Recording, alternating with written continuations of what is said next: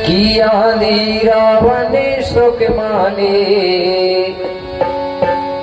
आज बना दिया इस थाना, और आज भी है फिर मारो सगा, वो अमरो कंठ का धामो।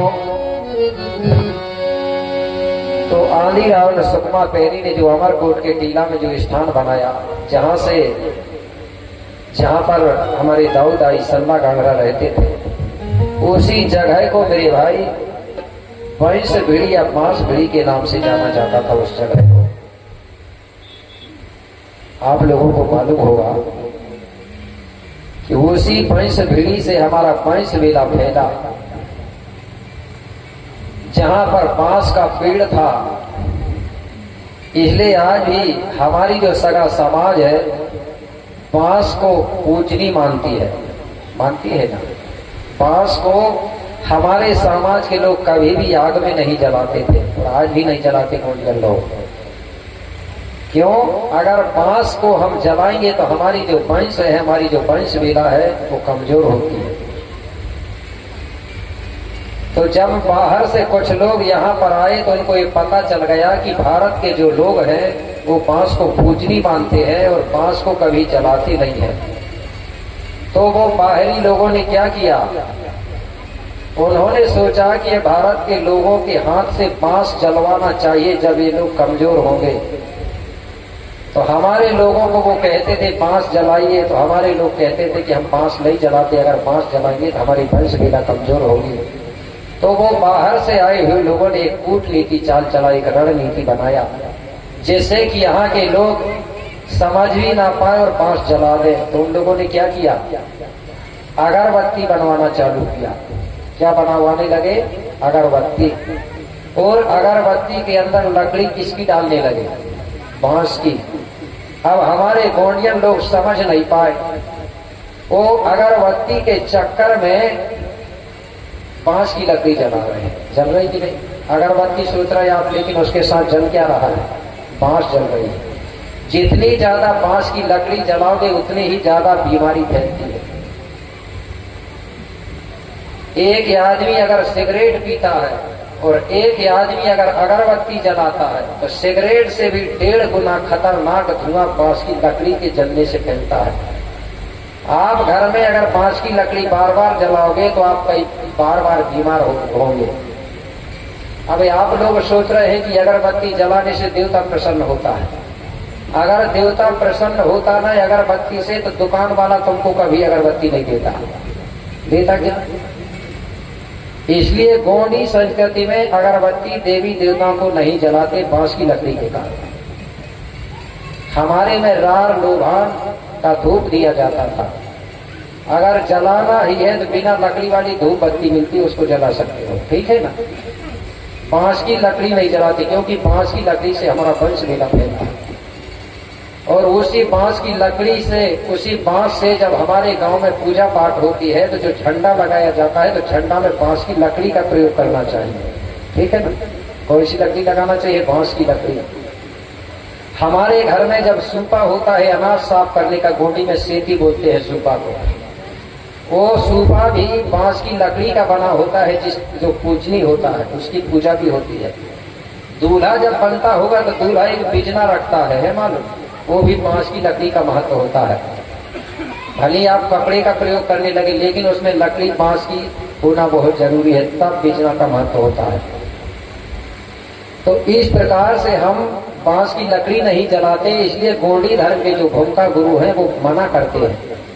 कहीं भी देवी देवता में बांस की लकड़ी नहीं जलाना चाहिए, मतलब अगरबत्ती बंद कर दो तो बांस लकड़ी काहे को जलेगी, ठीक है। इस प्रकार से आंधी रावण सुकमा पेरी ने अमरकोट के टीला में अपने दाऊद आई के नाम पर स्थान बना दिया। अब आगे क्या हुआ? धीरे धीरे वंश वेला फैलते गई। कुछ दिनों के बाद में मेरे भाई जो धरती है बीच से टूट गई। जो धरती है बीच से टूट गई। आधा भाग दक्षिण की तरफ चला गया और आधा भाग उत्तर की तरफ चला गया। 2 भागों में बट गई धरती। तो बीच में जो है समुद्र का निर्माण हुआ। बीच में बहुत बड़ा समुद्र का निर्माण हो गया और ये धरती है दोनों भागों में बट गई, आधा भाग इधर चला गया आधा इधर। तो बीच से जो समुद्र निकला वो समुद्र को आज तैतीस सागर के नाम से जाना जाता है, स्कूलों में पढ़ा होगा तैतीस सागर। धीरे धीरे समय बीतते गया तो जो उत्तर का जो टुकड़ा है वो कुछ दिनों में उत्तर का टुकड़ा भी धीरे धीरे 4 भागों में विभाजित हो गया, उत्तर का टुकड़ा। और दक्षिण का जो टुकड़ा है वो भी धीरे धीरे 5 भागों में विभाजित हो गया। तो दक्षिण का टुकड़ा 5 खंड में बट गया और उत्तर का टुकड़ा 4 खंड में। अब धरती के कितने टुकड़ा हो गए? 5 खंड एक और 4 खंड उत्तर के। कितने हो गए?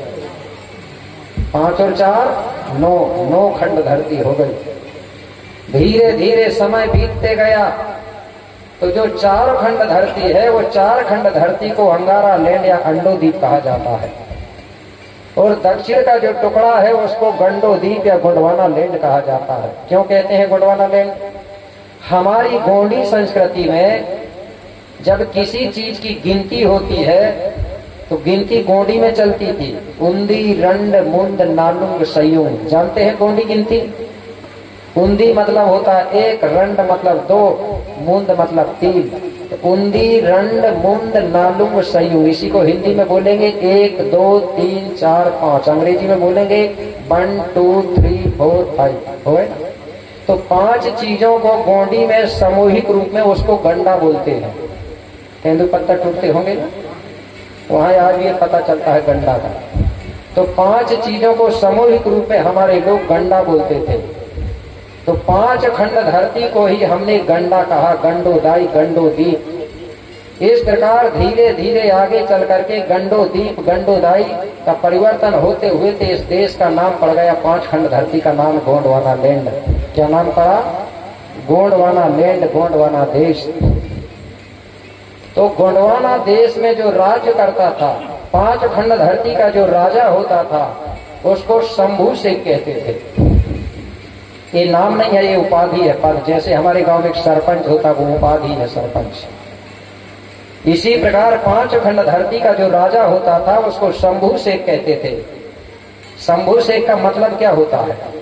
जो शंभू लिखेंगे तो पहला अक्षर आएगा सा और दूसरा अक्षर आएगा भा, भू, शंभू। तो सा का मतलब होता है गोंडी में संयुग, संयुग यानी होता है 5। सा से बना संयुग, संयुग आने 5 और भू आने होती है धरती। तो शंभू का हिंदी में अनुवाद हुआ 5 खंड धरती और शेख यानी होता है स्वामी, मालिक या राजा। तो शंभू शेख का मतलब हुआ 5 खंड धरती का मालिक या राजा। तो यहाँ जो 5 खंड धरती का राजा होता था उसको शंभू शेख के नाम से जाना जाता था। तो इस धरती में सबसे पहले शंभू बाबा और मूलाबाई का राज्य चलता था। मूलाबाई बाबा शंभू की प्रथम जोड़ी है। शंभू नाम से इस धरती में 88 पीढ़ी राज्य चला है। 44 नंबर की जो जोड़ी थी शंभू और गौरा की जोड़ी थी वो 44 नंबर की थी। और सबसे आखिरी नंबर की जोड़ी को शंकर जी पार्वती नाम दिया है। तो ये 88 शंभुओं ने राज्य किया है। वही 88 शंभुओं के दूसरे धर्म के लोगों ने क्या कहा? 88,000 ऋषि थे बोल दिया। काहे में बदला है? 88,000 ऋषि करके। यहाँ शंभु थे 88। तो 5 खंड धरती का राजा शंभु था और गोरा। और जो अंगारा लैंड 4 खंड धरती है जो उत्तर के उस तरफ है, उत्तर तरफ, जिसको अंडोद्वीप या अंगारा लैंड कहते थे, वहां का जो राजा होता था उसको इंद्र बोलते थे। इंद्र भी उपाधि है, ये कई इंद्र नहीं हुआ है, कई इंद्र हुए हैं। तो अंगारा लैंड का राजा को इंद्र बोलते थे और गोंडवाना लैंड के राजा को शंभू बोलते थे। तो दोनों के राज्य अलग अलग हैं कि नहीं है?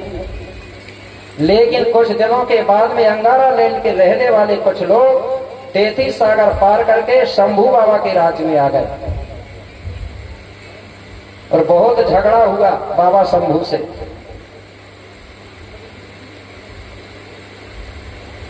तो वो तो होगा ना झगड़ा। तो मेरे भाई बताइए, इंद्र का राज्य बड़ा है कि शंभू का राज्य बड़ा है? शंभू का। इसी की लड़ाई हुई थी, एक बार झगड़ा हुआ था, उसको दूसरे ढंग से दिखाया जाता है सीरियल में। वहां गोंडवाना राज्य नहीं कहता। नारद जब आता है राजा शंभू के पास, क्या बोलता, वो राक्षसों का राज्य चाहिए। तो राक्षस किसको कहा गया? गोंडवाना में रहने वाले लोगों को राक्षस कहा गया है। किसने कहा है? अंगारा लैंड से आए हुए लोगों ने। तो दोनों का राज्य अलग अलग है। जो इंद्र है वहां की जो समाज है वो अष्टांग और नारायण की वंशावली थी, ठीक है ना। तो इस प्रकार से राज्य हमारे गोंडवाना के राज्य में जब वो लोग आए तो यहाँ राज्य कौन करता था? शंभू। शंभू का राज्य चलता था। तो जब शंभू का राज्य चलता था तो शंभू के राज्य में जात पात छुआछूत भेदभाव नहीं था। सब लोग एक बराबर थे। कोई दलित था, ना कोई शूद्र था, ना कोई वैश्य था, ना कोई क्षत्रिय था। सब बाबा शंभू की प्रजा थी। और बाबा शंभू की प्रजा को हम लोग बोलते थे गढ़, क्योंकि यहाँ गढ़ व्यवस्था चलती थी। क्या बोलते थे? गढ़। उस समय हम सब लोग एक थे, SC ST OBC। हमारे बीच में जातियां नहीं थी। तो यहाँ शंभू का जब राज्य चलता था, बाहरी लोग आए तो उन्होंने देखा कि यार, बोले बाबा शंभू के राज में बोले मानव मानव एक समान है, इनके बीच में कोई भेदभाव नहीं है। तो वो लोगों का मन हुआ कि हम इसी गोंडवाना में रहते। वो एक दिन बाबा शंभू के पास पहुंचे और यहाँ बाबा शंभू का राज्य चल रहा था। तो बाबा शंभू के पास पहुंचे और कहने लगे, बाबा हम अंगारा लैंड के रहने वाले लोग हैं, हम 33 सागर पार करके आपके गोंडवाना राज्य में आए हैं।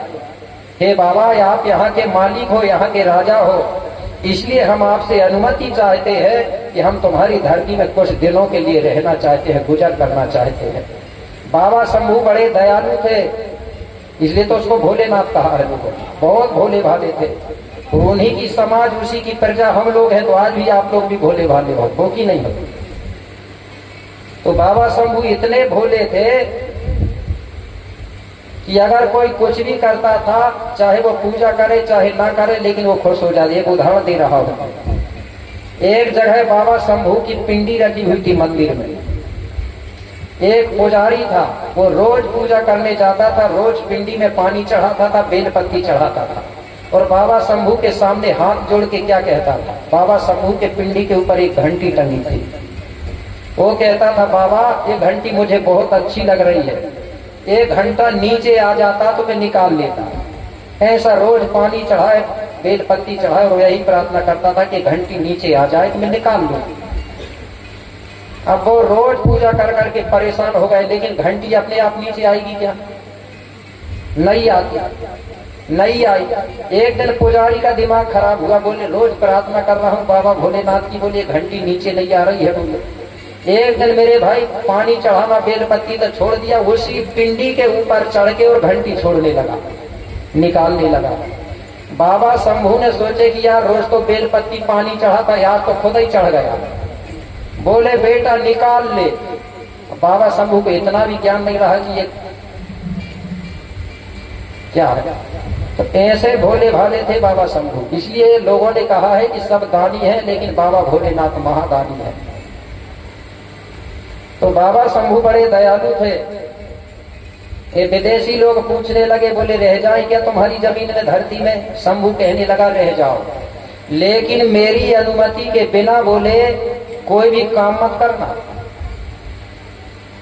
अगर कोई काम करोगे तो मुझसे पूछना, तभी करना कोई काम। तो सब विदेशी लोग कहने लगे ठीक है बाबा, तुम्हारी अनुमति के बिना कोई गलत काम नहीं करेंगे। तो सभी लोग रहने लगे, विदेशी लोग। उनके साथ में महिला नहीं आई थी, मात्र सखियां नहीं आई थी, जेंट्स लोग ही अकेले आए थे। अब वो रहने लगे, धंधा व्यापार करने लगे, ऊंट भेड़ बककर खचरिए चराने लगे। धीरे धीरे समय बीतते गया। वो बाहर से आए हुए विदेशियों का एक साथी अचानक खत्म हो गया, मर गया, मृत्यु हो गई। अब ये विदेशी लोग कहने लगे ये गोंडवाना की धरती है, बोले यहाँ बाबा शंभू दफनाने दे रहे हैं कि नहीं दे रहे हैं? बोले धरती उनकी है, इसलिए सबसे पहले राजा शंभू के पास चलो और उनसे पहले पूछ लो। बोले ये पूरे विदेशी लोग बाबा शंभू के पास पहुंचे और कहने लगे बाबा हमारा एक साथी खत्म हो गया है, उसको दफनाने के लिए हमको 4-5 फीट जगह चाहिए थोड़ी सी। अब बाबा शंभू से जगह मांग रहे हैं दफनाने के लिए। बाबा शंभू कहने लगा तुम बाहर से आई हुई विदेशी हो, तुमको जमीन नहीं दे सकता, ये गोंडवाना की धरती है। तुम उस मुर्दा को दफना दफना के हमारी गोंडवाना की धरती को कब्जा कर लोगे, चेट का बना बना के, मरघट बना बना के। इसलिए मैं तुम्हें जमीन नहीं दे सकता, तुम सिर्फ पलने के लिए आए हो। हाथ पैर जोड़ने लगे, बोले बाबा तो फिर हम करें क्या? बोले उस मुर्दा को तुम जहां से आए हो वहीं पहुंचा के आ जाओ। वो कहने लगे बाबा अगर हम उस मुर्दे को हमारे देश पहुंचाएंगे तो पहुंचाते तक तो वो मुर्दा खराब हो जाएगा, इसके लिए कोई दूसरी उपाय हो तो बताओ। बोले शंभू कहने लगा है उपाय, मानोगे तो बताऊंगा। बोले बाबा जरूर मानेंगे। तो शंभू बाबा कहने लगा एक काम करो, जंगल से लकड़ी लाके इकट्ठा करो और उसी लकड़ी के ऊपर उस मुर्दा को रख के और आग लगा दो तो मुर्दा जल जाएगा और राख बन जाएगा। और उसके बाद में जो राख और हड्डी है उसको उठा लेना, हमारी जमीन को खाली भी करना है, जलाने के बाद जगह को खाली करना है। तो उसकी जो राख और हड्डी है उसको उठा करके और कोई नदिया में ले जाके बहा देना, जिससे कि वो हमारी जमीन भी खाली हो जाएगी और जो तुम राख और हड्डी है तुम्हारा देश बह के चली जाएगी। और जिस जगह पे जलाओगे उस जगह को शुद्ध भी करना है, क्योंकि जलाने से हमारी गोंडवाना की धरती अशुद्ध हो जाएगी। तो शुद्ध कैसे करेंगे महाराज? बोले जिस जगह पे जलाओगे उस जगह को साफ करके और गाय की गोबर से लिपाई पुताई कर देना। बोला और वहीं पर नमक डाल देना, पहले आता था ना एक गड़ा वाला नमक, और वही अनाज डाल देना और फिर गाय को ले जाना, तो वो गाय उस नमक को खाएगी, अनाज को खाएगी तो उसकी जीभ जमीन पर लगेगी, तो गाय की चाटने से हमारी गोंडवाना की धरती शुद्ध हो जाएगी। तो बोले ठीक है महाराज। ये विदेशी लोग गए और उस मुर्दा को जलाए, जलाने के बाद हड्डी और राख को इकट्ठा करके उठा करके नदी में बहा दिए। उसके बाद गोबर से लिपाई पुताई करके नमक रखे और अनाज रखे और गाय को ले गए, तो उस नमक और अनाज को गाय ने खाई तो उसकी जीभ जमीन पर लगी, तो जमीन गोंडवाना की शुद्ध हो गई। इस प्रकार से लोगों ने किया। अब विदेशी लोगों का दिमाग खराब हो गया कि बाबा शंभू ने हमको बोले 4-5 फीट जमीन नहीं दिया, मांगने से नहीं देगा। बोले गोंडों का राजा, बोले अगर गोंडवाना की जमीन छीनना है, धरती छीनना है, बोले तो हमको झगड़ा करना होगा। कुछ दिनों के बाद में मेरे भाई ये विदेशी लोगों ने बाबा शंभू से झगड़ा मचा लिया, युद्ध मचा लिया। 30-40 वर्ष तक झगड़ा चलते रहा। लेकिन आप तो जानते ही हो गोंडवाना के लोग महाबलशाली योद्धा थे। कोई भी युद्ध भूमि में कभी गोंडों से जीत नहीं पाता था, इतने ताकतवर लोग थे। विदेशी लोगों को इतना पीटा गोंडवाना के लोगों ने और बाबा शंभू ने कि विदेशी लोग अपनी जान बचाकर भाग गए, छुप गए। अब विदेशी लोग सोचने लगे कि यार गोंडवाना के लोग तो महाबलशाली योद्धा हैं, शक्तिशाली है, इनको लड़ाई से हम लोग हरा नहीं सकते। ये ताकतवर है, शक्तिशाली है, लेकिन ये लोग भोले भाले हैं, इसलिए लड़ाई झगड़ा नहीं कर सकते इनसे। इनको अगर पराजित करना है, इनको मारना है, इनके लिए कोई छल कपट करना पड़ेगा। गोंड लोग सामने से युद्ध में हार नहीं सकते, अगर हारेंगे तो छल कपट से हारेंगे, और आज भी छल कपट से हारते हैं हम लोग। हारते हैं कि नहीं हारते? अगर कोई सामने से युद्ध करे ना तो कोई नहीं हरा सकता, सिर्फ हम छल कपट से हारते हैं। तो ये लोग कहने लगे एक काम करते, हम बाबा शंभू के पास पहुंचेंगे, चलेंगे। कुछ विदेशी लोग कहने लगे अरे बोले हमने तो उनसे झगड़ा कर लिया, अगर उनके पास जाएंगे तो वो तो मारेंगे। बोले नहीं बोले शंभू बाबा बड़े दयालु है, बोले हम बाबा शंभू के पास जाके बोले उनके हाथ पैर जोड़ने लगेंगे, उनको सुमरन करने लगेंगे, उनसे मिन्नत करने लगे। वो बोले दया कर लेंगे, बोले बड़े दयालु है, चलो। तो बोले विदेशी लोग एक दिन बाबा शंभू के पास पहुंचे। कहाँ? पेंक मेढ़ी, जानते हैं ना पेंक मेढ़ी, जिसको पचमढ़ी बोला जाता है आज। वहीं पहुंचे और किनारे ही नहीं पहुंचे और दूर से हाथ जोड़ने लगे, बाबा हमसे गलती हो गई, हमारी गलती को माफ कर दो, हम कभी अब दोबारा तुमसे लड़ाई झगड़ा नहीं करेंगे, तुम बड़े दयालु हो बाबा। जब बार बार विदेशियों ने प्रार्थना किए तो बाबा शंभू कहने लगा ठीक है, बोले तुम्हारी गलती को माफ कर दूंगा। अब प्रार्थना कर रहे हैं, कोई पांव में गिर रहा है, कोई हाथ जोड़ के खड़े हो प्रार्थना कर रहे हैं। कैसे कर रहे हैं? गीत के माध्यम से। वो कहने लगे बाबा सुन लियो मोरी पुकारो। क्या बोल रहे हैं? सुन लेना मोरी पुकार, पुकार डमरू वाले, सुन लेना मोरी पुकार, लेना मोरी पुकार, पुकार डमरू वाले, सुन लियो मोरी पुकार।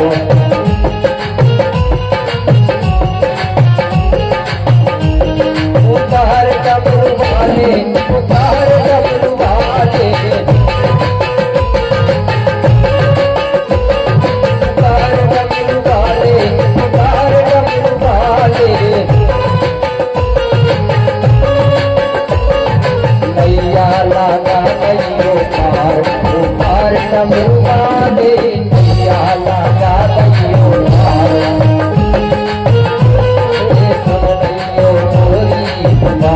पुकार डमरू वाले।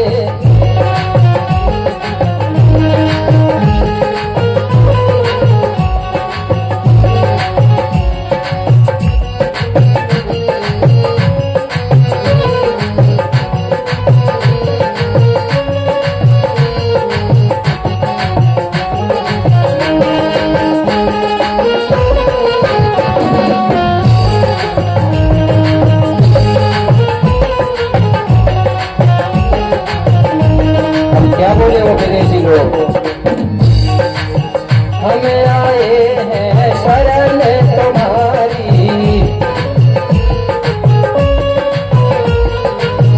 हमें आए हैं बाबा शरण तुम्हारी,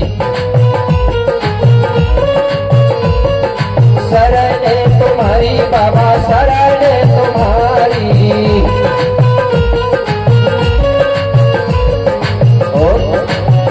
क्षमा कर देना गलती हमारो, हमार डमरू वाले, सुन लियो मोरी पुकार,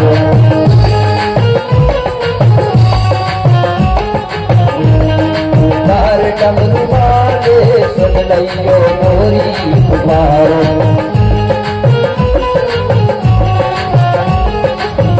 इस प्रकार से वो विदेशी लोग बाबा शंभू के आगे हाथ जोड़ करके प्रार्थना कर रहे हैं और क्या बता रहे हो?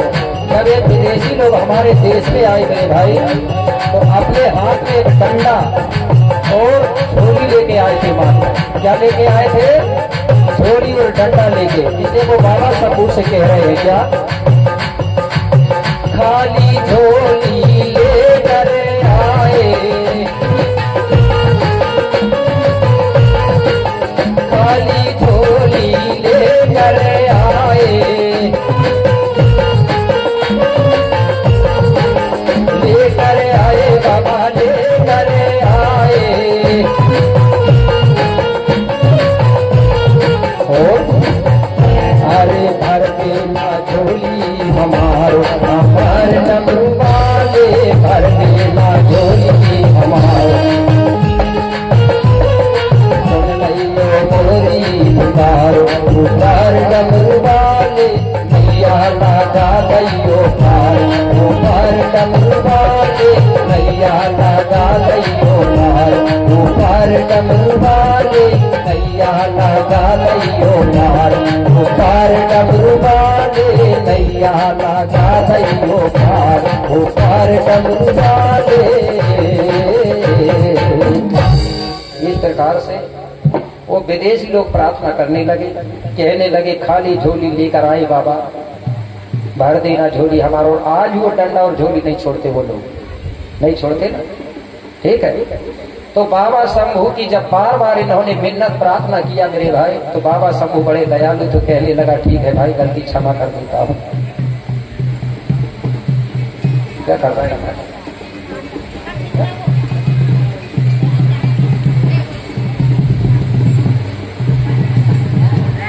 किया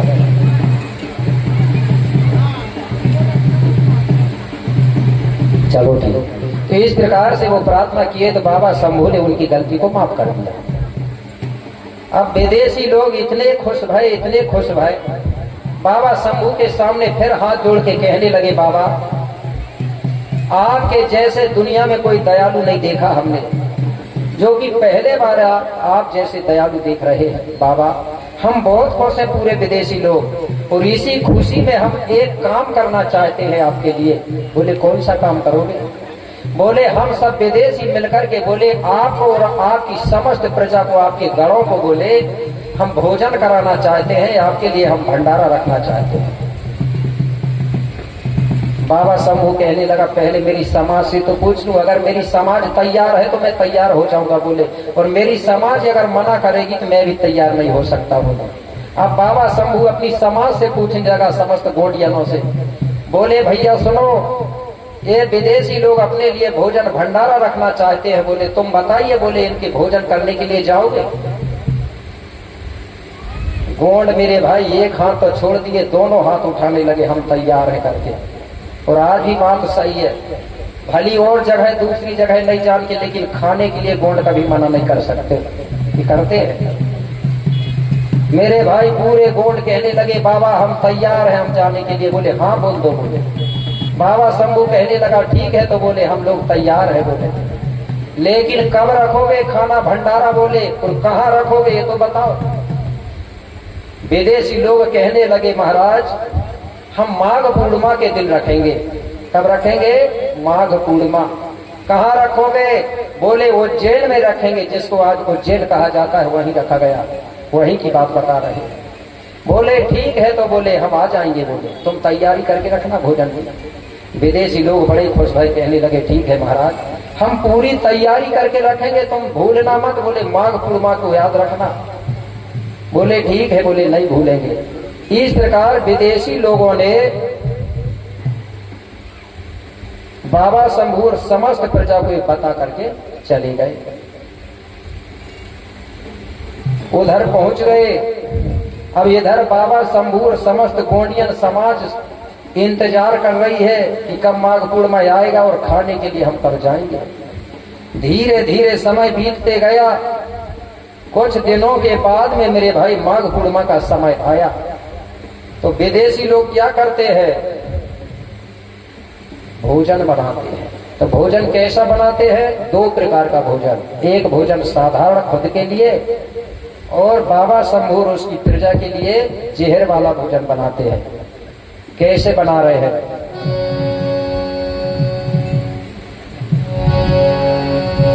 अरे बिच्छू ततैया सर पे मार के अरे उनसे जहर निकाले हैं। जितने भी जीव जहरीले जंतु होते हैं ना, उनको मार मार के उनसे जहर निकाल रहे हैं। कौन से जीव जंतु?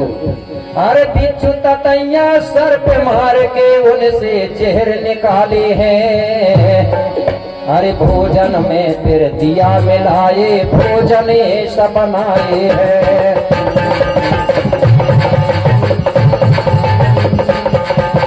भोजन में फिर दिया मिलाए, भोजन ऐसा बनाए हैं।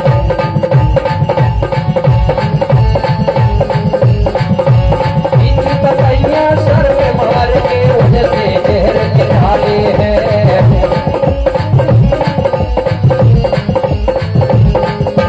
भोजन में फिर दिया मिलाए, भोजन ऐसा बनाए हैं। भोजन में फिर दिया मिलाए, भोजन ऐसा बनाए हैं। भोजन ऐसा क्या किए उन विदेशियों ने?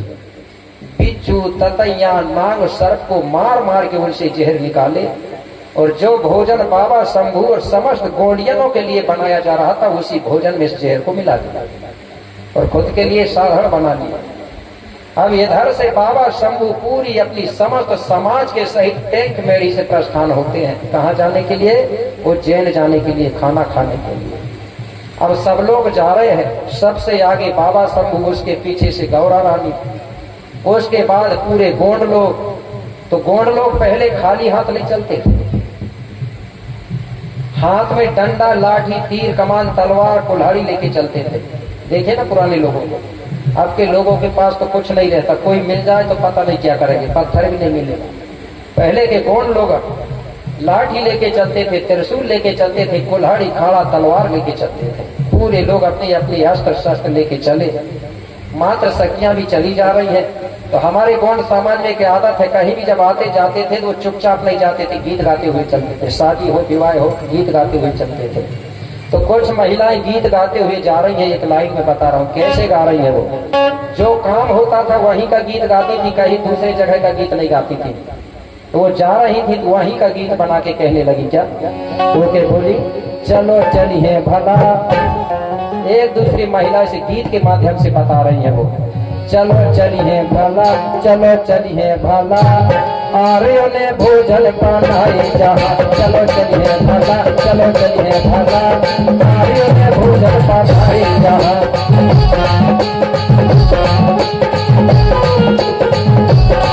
चलो चलिए भला, चलो चलिए भला, आर्यों ने भोजन बनाए जहाँ।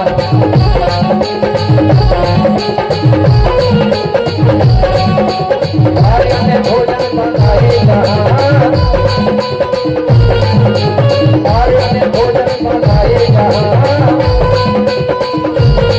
चलो चलिए भला, चलो चलिए भला, आर्यों ने भोजन बनाए जहाँ।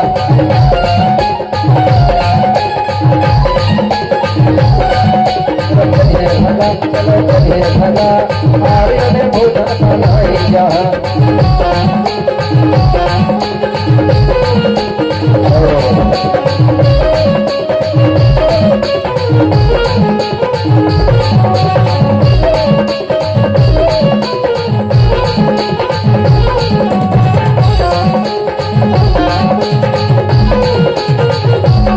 चलो चलिए भला, आर्यों ने भोजन बनाए जहाँ। चलो चलिए भला, आर्यों ने भोजन बनाए जहाँ। चलो चलिए भला, आर्यों ने भोजन बनाए जहाँ। अब सब महिलाएं गीत गाते हुए चली जा रही है खाना खाने के लिए। कैसे, शंभु सहित चले नर नारी,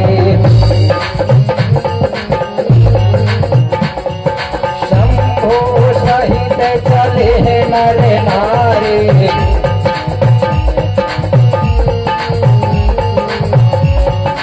अति सुंदर शोभा लगे न्यारे। अति सुंदर शोभा लगे न्यारे, अति सुंदर शोभा लगे न्यारे। धीरे धीरे चलते चलते मेरे भाई पहुंच गए ये लोग। जैसे ही वहां पहुंचे तो विदेशियों ने देखे तो कहने लगे, बोले देखो अब बाबा शंभू अपनी समस्त समाज सहित आ रहे हैं। सब लोग सचेत रहना, किसी भी प्रकार से बाबा शंभू को पता नहीं चलना चाहिए कि भोजन में जहर मिला है, नहीं तो बोले पूरा काम गड़बड़ हो जाएगा। जैसे ही बाबा शंभू पहुंचे तो विदेशी लोग दौड़े, मेरे भाई पानी देना तो छोड़ दे, खुद हाथ से पांव धुला रहे हैं।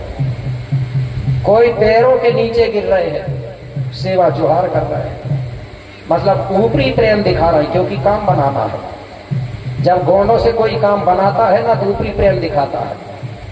अगर कोई दूसरा आदमी अगर ज्यादा प्रेम दिखाए तो समझ जाना कि कुछ ना कुछ काम उसके लिए बनाने के लिए वो तुम्हारे पीछे पड़ा है। और जैसा ही काम हो जाएगा ना तो तुम फिर उल्टे पैर पड़ोगे उसके। लेकिन जब तक काम नहीं बनेगा तो तुम्हारे पैर पड़ेगा वो।